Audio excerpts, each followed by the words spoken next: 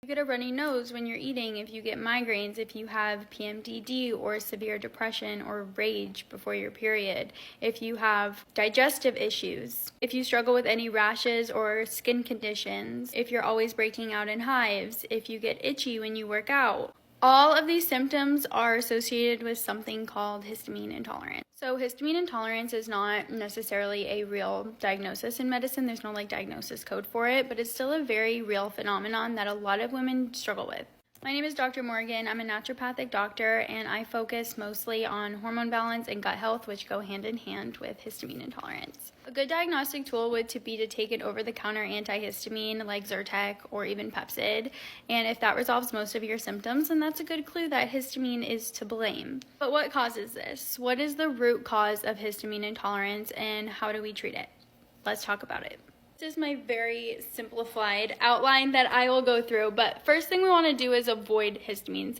There are foods that are higher in histamine than others.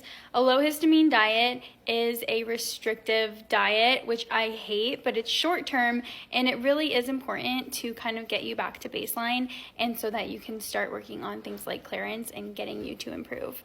Second would be to support clearance. So this is the biochemical breakdown of histamine in your body. Just know that there are two main enzymes. One is DAO and then the other one is HNMT. There are certain things that are needed for these pathways to occur. They're called cofactors in a biochemical process. The coenzymes for the DAO pathway would be vitamin B6 and copper. If you are somebody that takes zinc every day for immune benefits, I know that was really popular with COVID, you are completely wiping your body of your copper, so probably stop doing that. For the HNMT pathway, cofactor for that is SAMe, magnesium, B12, and folate to produce SAMe. It's also important to note that there are certain things that block this pathway, such as salicylic acid, which is a metabolite of aspirin, a very commonly taken drug. This leads me to our third point, which is hormones. Estrogen reduces the synthesis of DAO enzyme. A lot of women who deal with this histamine intolerance symptoms have excessively dominant estrogen.